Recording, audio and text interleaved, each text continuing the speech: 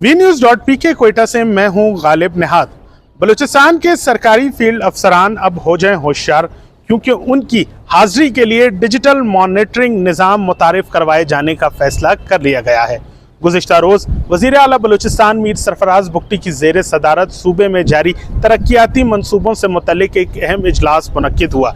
इस इजलास में ये फैसला किया गया कि फील्ड पर मौजूद अफसरान की हाजिरी को यकीनी बनाने के लिए डिजिटल मॉनिटरिंग का निज़ाम मुतारिफ करवाया जाएगा।